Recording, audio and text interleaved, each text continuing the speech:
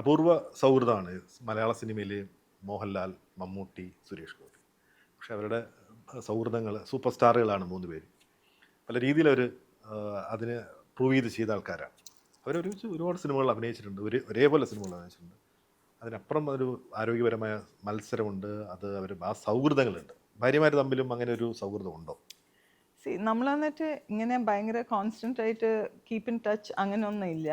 പക്ഷേ ഇപ്പം സുരേഷ് ആണെങ്കിലും എനിക്ക് തോന്നുന്നു എൻ്റെ ഫാദറിൻ്റെ പടത്തിലാണ് തോന്നുന്നു ആദ്യം വന്നത്. എൻ്റെ ഫാദറിന് സുരേഷിൻ്റെ ഫാദറായിട്ട് കണക്ഷൻ ഐ മീൻ നന്നായി അറിയാം, അങ്ങനെയൊക്കെയാണ്. പിന്നെ അത് കഴിഞ്ഞ് സുരേഷ് കല്യാണം കഴിച്ച രാധിക, എനിക്ക് ഭയങ്കര ഇഷ്ടമുള്ള ഒരു കുട്ടിയാണ് രാധിക. ഇതുപോലെ നമ്മൾ എപ്പോഴും കാണാറില്ല, അങ്ങനെ വിളിച്ച് സംസാരിക്കാൻ ആ ഒരു ഇതൊന്നും ഇല്ല. പക്ഷെ കാണുമ്പം ഇങ്ങോട്ടും അങ്ങോട്ടും നല്ല സ്നേഹമുള്ള കൂട്ടത്തിലാണ്. പിന്നെ ഇച്ചാക്കേൻ്റെ ചേച്ചി സുലു ചേച്ചി, പിന്നെ നമ്മൾ ഇടയ്ക്ക് എപ്പോഴെങ്കിലും വിളിക്കും, സംസാരിക്കും. കുട്ടികളൊക്കെ ചെറുതായിരിക്കുമ്പോൾ അവർ ചെന്നൈയിലായിരുന്നല്ലോ, അപ്പം പിള്ളേർ അങ്ങോട്ട് പോവും, കളിക്കാൻ പോവും, അല്ലെങ്കിൽ ചാലുവൊക്കെ ഇങ്ങോട്ട് വരും. അങ്ങനെ കുറച്ചും കൂടി കോണ്ടാക്റ്റ് ഉണ്ടായിരുന്നു. ഇപ്പോൾ അവർ ഇവിടെയാണ്, ഞാൻ മോസ്റ്റ്ലി ചെന്നൈയിലാണ്. എന്നാലും എപ്പോഴെങ്കിലും ടെക്സ്റ്റൊക്കെ അയക്കുമ്പം ചേച്ചി ഭയങ്കര ഒരു മൂത്ത ചേച്ചീൻ്റെ പോലെ തന്നെയാണ്. സിനിമ ഉണ്ടായിരുന്നോ? തുടക്കം കണ്ടിരുന്നോ? തുടക്കത്തിൻ്റെ മുമ്പ് ഞാൻ ചേച്ചിക്ക് ഇങ്ങനെ ടെക്സ്റ്റ് ചെയ്തപ്പോൾ ചേച്ചി വന്നിട്ട് ഇച്ചാകേനും ചേച്ചിൻ്റെയും ബ്ലെസ്സിങ്സ് അങ്ങനെയൊക്കെ പറഞ്ഞ മെസ്സേജ് എപ്പോഴും ഉണ്ട് അവള് എന്നൊക്കെ പറഞ്ഞിട്ട് മെസ്സേജ് അയച്ചിരുന്നു. കണ്ടോന്ന് എനിക്ക് അറിയില്ല, ചോദിച്ചിട്ടില്ല.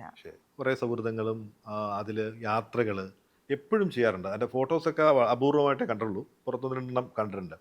ആ സൗഹൃദങ്ങൾ എങ്ങനെ വന്നതാണ്? ആ യാത്രകളൊക്കെ ഇതിൻ്റെ ജീവിതത്തിൻ്റെ ഒരു ഭാഗമായിട്ട് മാറിയതാണോ? പറഞ്ഞാൽ നമുക്കന്ന് ഒരു ഡേർട്ടി ഡസൻ പറഞ്ഞ ഒരു ഗ്രൂപ്പ് ഉണ്ട്.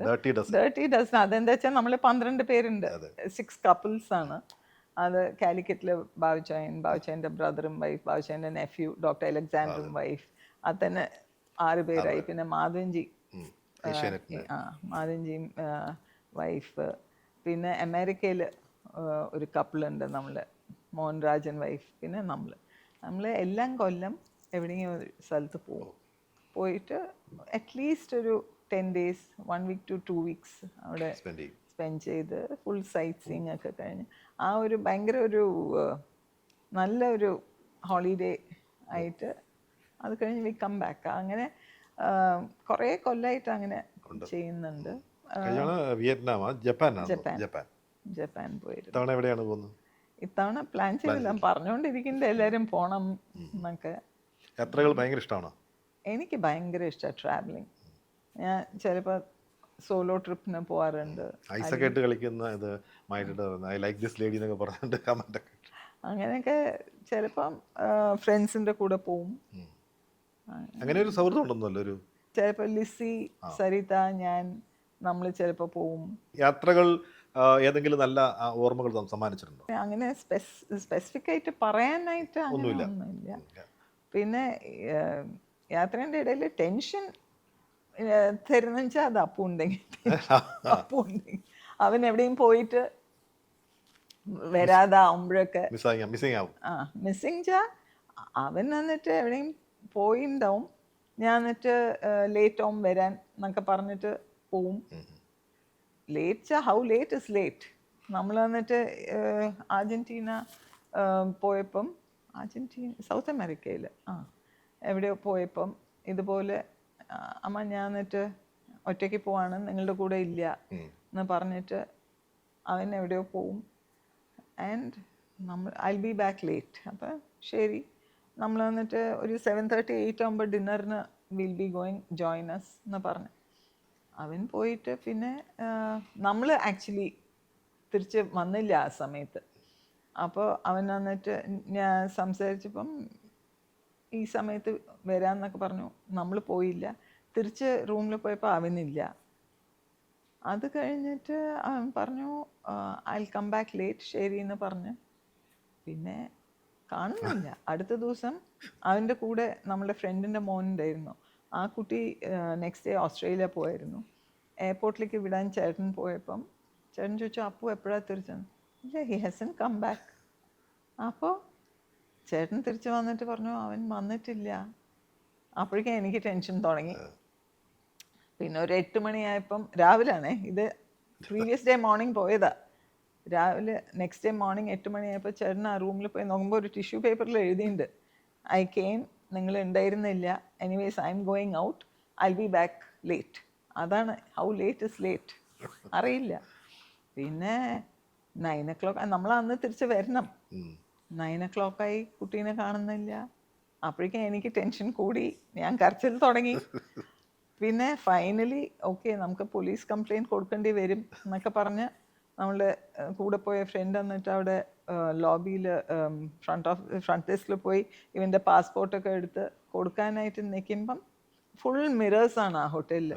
നോക്കുമ്പോൾ ഒരാൾ മെയിൻ ഡോർ തുറന്നിട്ട് ഒരു ക്യാപ്പൊക്കെ ഇട്ടിട്ട് വരും. നോക്കുമ്പോൾ ഇവൻ 10 മണി കഴിഞ്ഞു. അപ്പോഴേക്കും എൻ്റെ അടുത്ത് വന്ന അവൻ്റെ ഹിയേഴ്സ് യുവർ സൺ പറഞ്ഞു തന്നാൽ അവർ കരയാൻ തുടങ്ങിയ. എല്ലാവർക്കും ടെൻഷനായിരുന്നു ഇവന്.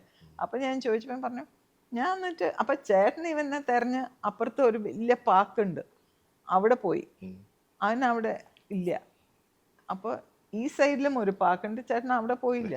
ഇവൻ പറയാൻ ഞാൻ ആ പാർക്കിൽ വന്നിട്ട് ഇവൻ കുറച്ച് ഫ്രണ്ട്സിനെ മീറ്റ് ചെയ്തിരുന്നു പോയപ്പം. ഇത് നമ്മൾ തിരിച്ച് വരുമ്പോഴാണ് നമ്മൾ വന്നിട്ട് അന്റാർട്ടിക്ക പോയ സമയത്താണ്. അപ്പോൾ പോണ വഴിക്ക് ബ്യൂണസ് എയറിസിൽ ഇവൻ വന്നിട്ട് ഏതോ ഫ്രണ്ട്സിനെ മീറ്റ് ചെയ്തു. ഫ്രണ്ട്സ് അവിടെ വെച്ച് മീറ്റ് ചെയ്ത ആൾക്കാർ. തിരിച്ച് വന്നപ്പോൾ ഇവരുടെ കൂടെയാണ് പോയിരിക്കുന്നത്. പറഞ്ഞു ഞാൻ അവരുടെ കൂടെ അവരുടെ ഡോഗ്സിനെ വാക്കിന് ആ പാർക്കിൽ കൊണ്ടുപോയി, അച്ഛൻ അവിടെ വന്നിരുന്നെങ്കിൽ എന്നെ കാണായിരുന്നു. അങ്ങനെ കുറേ അപ്പു ഉണ്ടെങ്കിൽ ടെൻഷൻ ഉണ്ടാവും എവിടെയെങ്കിലും. പറഞ്ഞാൽ ഇങ്ങനത്തെ ടെൻഷനൊക്കെ കണ്ടില്ല, വന്നില്ല, എന്തായി, അങ്ങനെ. ഏറ്റവും കൗതുകം നിങ്ങളുടെ പിന്നെ ആഹാരശീലങ്ങളോടാണ്. ആഹാരങ്ങൾ രണ്ടുപേരും നന്നായിട്ട് പാചകം ചെയ്യുന്നു എന്ന് കേൾക്കുന്നുണ്ട്. അതിൽ ഏറ്റവും നല്ല കുക്കാരാണ് ലാലേട്ടനാണ് ചേച്ചിയാണ്? എൻ്റെ അടുത്ത് ചോദിച്ചാൽ ഞാൻ ചേട്ടനാണെന്ന്. എന്താ വെച്ചാൽ നമ്മൾ ഇരുന്ന് കഴിച്ചാൽ മതിയല്ലോ, ചേട്ടനല്ല.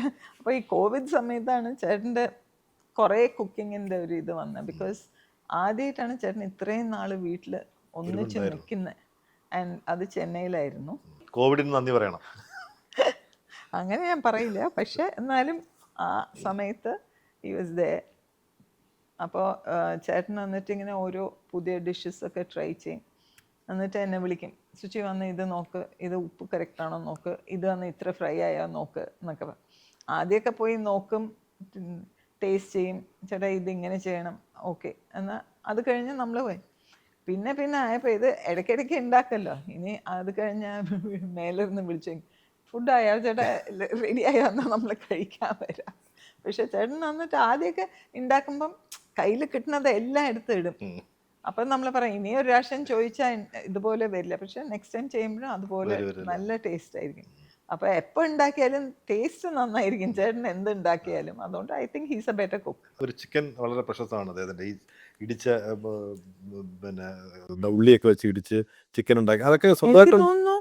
അത് വന്നിട്ട് ആരോ റെസിപ്പി, എനിക്ക് തോന്നുന്നു പ്രിയന്റെ അമ്മയുടെ ഒരു ഫിഷ് റെസിപ്പിയും. പിന്നെ അങ്ങനെ എവിടേക്കോ പോയിട്ട് എന്തെങ്കിലും ഭയങ്കര ഇഷ്ടമായ ചോദിക്കും ഇതെങ്ങനെയാ ഉണ്ടാക്കിയെന്നൊക്കെ ചോദിക്കും. പിന്നെ അത് ഉണ്ടാക്കുമ്പോൾ കയ്യിലിരുന്ന് എണ്ണയൊക്കെ ഇടും തോന്നുന്നു. ചേച്ചി ഏറ്റവും നന്നായിട്ട് പാചകം ചെയ്യുന്നതാണ്? നോർത്ത് ഇന്ത്യൻ വിഭവങ്ങളാണ്, ഇവിടുത്തെ സൗത്ത് ഇന്ത്യൻ ആണോ? ഞാൻ ഈ അവിയൽ സാമ്പാറൊക്കെ എൻ്റെ ജീവിതത്തിൽ 2 പ്രാവശ്യം നിങ്ങൾ ഉണ്ടാക്കിയിട്ടുണ്ടാവുള്ളൂ. അല്ലാതെ ഇപ്പം കേരള ഡിഷസ് ഉണ്ടാക്കും, നോർത്ത് ഇന്ത്യനും ഉണ്ടാക്കും. പക്ഷെ എനിക്കന്ന് ചൈനീസ് അങ്ങനത്തെ ഒക്കെ കോണ്ടിനെന്റൽ ഡിഫറെന്റ് ട്രൈ ചെയ്യാൻ ഇഷ്ടമുള്ള കൂട്ടത്തിൽ. ഈ സ്ഥലങ്ങളിലെല്ലാം പോകുമ്പോൾ അവിടുത്തെ ഭക്ഷണമാണ് എൻജോയ് ചെയ്തത്. അത് വൺ ഓഫ് ദ മെയിൻ ഇതാണല്ലേ. ഏറ്റവും ഇഷ്ടമുള്ള ഭക്ഷണം എവിടെയായിട്ടാണ് തോന്നിയിട്ടുള്ളത് യാത്ര ചെയ്തതല്ലേ ഇതുവരെ കഴിച്ചതിൽ ഏറ്റവും രുചികരമായ ഭക്ഷണം? എനിക്കന്ന് ലണ്ടനിൽ വന്ന് സെക്സി ഫിഷ് എന്ന് പറഞ്ഞിട്ടൊരു റെസ്റ്റോറൻറ്റ് ഉണ്ട്. അവിടുത്തെ എനിക്ക് ഭയങ്കര ഇഷ്ടമായി, ആ ഫുഡ് ഭയങ്കര ഇഷ്ടമായി. പിന്നെ ചൈനീസ് അതേവേ ചേട്ടന് എനിക്ക് 2 പേരും. അപ്പം പിള്ളേരെപ്പോഴും പറയും നമ്മൾ വന്നിട്ട് എപ്പോഴെങ്കിലും നമുക്ക് പുറത്ത് പോകാൻ ഡിന്നറിന് ചോദിച്ചാൽ എന്തെങ്കിലും ചൈനീസ് തന്നെ ആയിരിക്കും, അല്ലാതെ ഇവർ വേറെ എവിടെ പോകാൻ. സോ നമുക്ക് 2 പേരും ജാപ്പനീസ്, ചൈനീസ് അങ്ങനത്തെ ഒക്കെ ഭയങ്കര ഇഷ്ടമാണ്. ഇതൊക്കെ ട്രൈ ചെയ്യാറുണ്ടോ? നമുക്ക് ചേട്ടന് വന്നിട്ട് ഈ ടെപ്പന്യാക്കി കുക്കിംഗ് ഭയങ്കര ഇഷ്ടമാണ്. അപ്പോൾ മെഡ്രാസിൽ അതിനായിട്ടൊരു കിച്ചൺ ഉണ്ടാക്കി. ഈവൻ ഇവിടെയും നമ്മൾ വന്നിട്ട് ഒരു ടെപ്പന്യാക്കി കൗണ്ടറൊക്കെ ഉണ്ടാക്കി. ഉള്ള സമയങ്ങളിലൊക്കെ ചെയ്യാം, ആഹാരം കഴിച്ച് അല്ലേ. പിന്നെ നമ്മളുടെ ഒരു കുക്കുണ്ട് ശിവൻ എന്ന് പറഞ്ഞിട്ട്. ശിവൻ വന്നിട്ട് ആക്ച്വലി എൻ്റെ ഫാദറിൻ്റെ വീട്ടിൽ ടോപ്പ് വർക്കിന് വന്ന പയ്യനായിരുന്നു. പിന്നെ അത് കഴിഞ്ഞ് ഡാഡി അവന് കുക്കിംഗ് ബേസിക്സ് ഒക്കെ പഠിപ്പിച്ച് ഇപ്പോഴാണെന്ന് ചോദിച്ചാൽ പറയും ബാലാജി സാറാണ് എനിക്ക് കുക്കിംഗ് പഠിപ്പിച്ചതെന്ന്. അത് കഴിഞ്ഞ് അവൻ ഈ ചില ആൾക്കാർക്ക് ഈ കൈപ്പുണ്യം എന്ന് പറയുന്നത് നമ്മൾ പറയാം ശിവൻ സാലഡ് ഉണ്ടാക്കിയാലും അത്രയും നന്നായിരിക്കും. അപ്പോൾ ശിവൻ ഉണ്ടാക്കിയത് കഴിച്ച് കഴിച്ച് ഇപ്പം പുറത്തൊക്കെ പോയി കഴിക്കുമ്പോൾ പറയും നമ്മളുടെ വീട്ടിലുണ്ടാക്കുന്ന അത്ര ആയിട്ടില്ല, ആ ഒരു രീതിയായി ഇപ്പം. സോ ചേട്ടനും ശിവനും ഇരുന്ന് ഈ ടെപ്പിഞ്ഞാക്കി ചെയ്യുമ്പോൾ അവർ രണ്ടുപേരും ഇരുന്നിട്ടൊക്കെയാണ് കുക്ക് ചെയ്യുന്നത്. ഈ നല്ല ഭക്തിയുണ്ട് ലാലേട്ടന് പ്രകടമായിട്ടും, അത് അദ്ദേഹത്തിൻ്റെ ഒരു ഡിഫറെൻ്റ് ആണ്. ചേച്ചിയും അങ്ങനെ ഭക്തി ഉള്ള ആളാണ്? എൻ്റെ ഇത് ഇസ് ഓൾസോ ഡിഫറെൻറ്റ്. എന്താ വെച്ചാൽ എനിക്ക് വന്നിട്ട് ഇപ്പം ചേട്ടന് വന്നിട്ട് ഈ എന്താ പറയുക ഈ ശ്ലോകാസും അങ്ങനെ അതൊക്കെ കുറേ അറിയാം.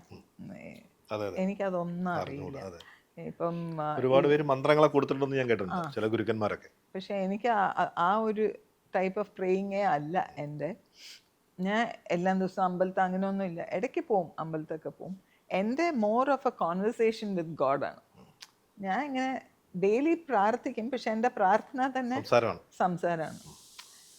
എനിക്ക് ഇപ്പം കുറേ ആൾക്കാർ എൻ്റെ അടുത്ത് ചോദിക്കാറുണ്ട്, നീ വന്നിട്ട് ഇങ്ങനെ എന്താ പറയുക, കുറേ ആൾക്കാർക്ക് ഈ ഗുരു അങ്ങനെയൊക്കെ ഉണ്ട് അങ്ങനെയൊക്കെ.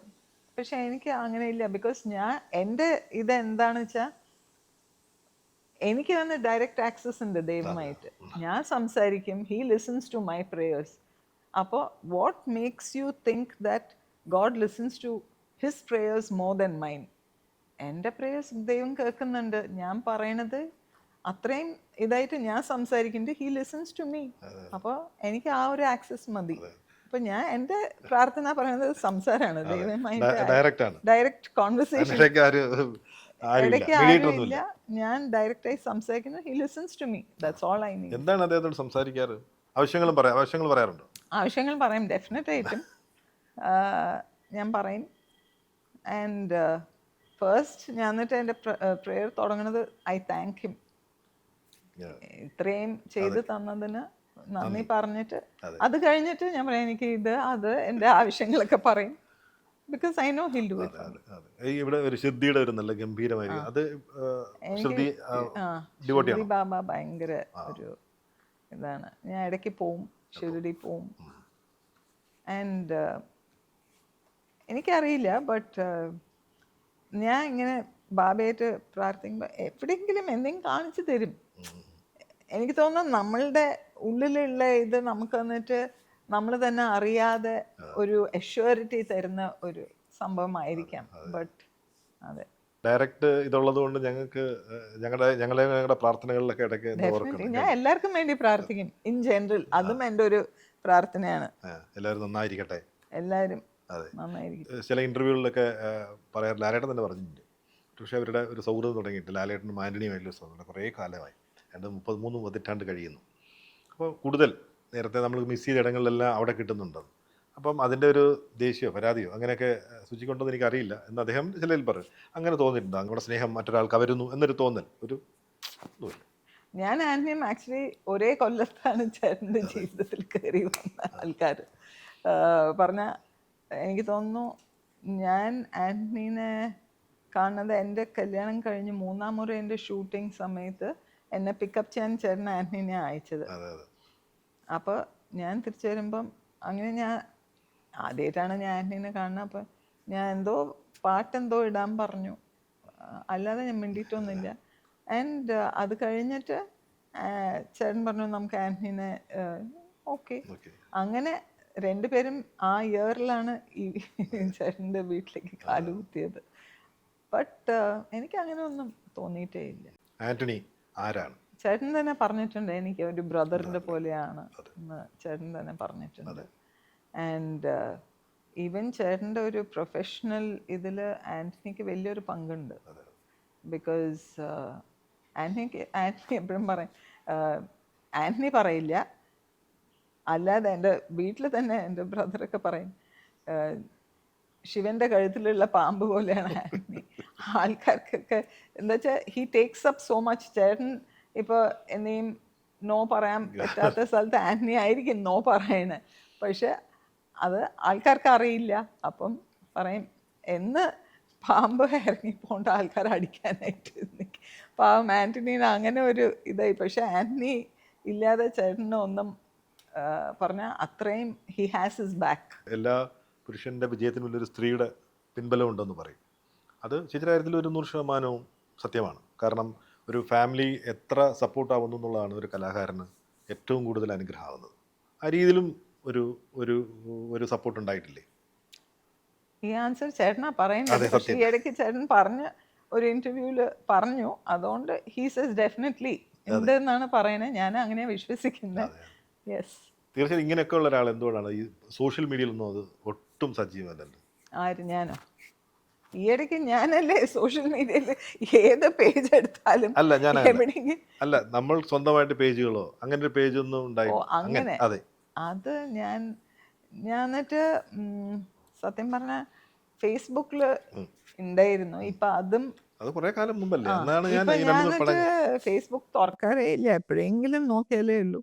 ഇൻസ്റ്റ അഗൈൻ ഞാൻ എന്നിട്ട് എനിക്ക് അങ്ങനെ ഇൻസ്റ്റേൻ്റെ ഒരു ആ ഒരു ഇത് എനിക്ക് ഇപ്പോഴും പിടി കിട്ടിയിട്ടില്ല.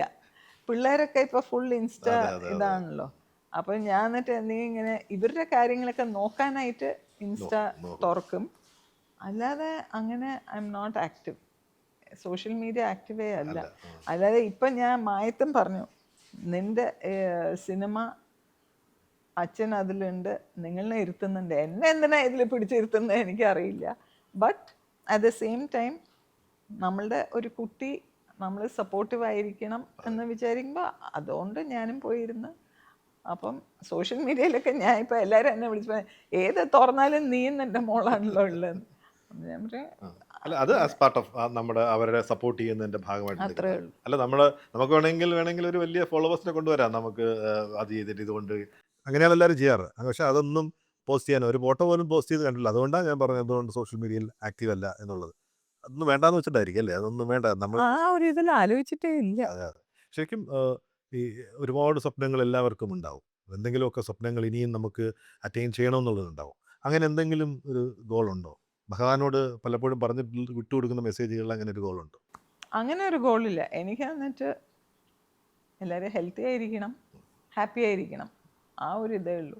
എന്താ വെച്ചാൽ മറ്റൊരു എൻ്റെ ലൈക്ക് എൻ്റെ ഫാമിലി എൻ്റെ എല്ലാവരും ഹാപ്പി ആണെങ്കിൽ ഞാൻ ഹാപ്പിയാണ്. എനിക്ക് അതേ ഉള്ളൂ. അതെ. അപ്പോൾ എല്ലാവരും ഹാപ്പി ആയിരിക്കട്ടെ, എല്ലായ്പ്പോഴും ഹെൽത്തി ആയിരിക്കട്ടെ എന്ന് മാത്രം ഞങ്ങൾ പ്രാർത്ഥിക്കുന്നു. സന്തോഷം. Thank you.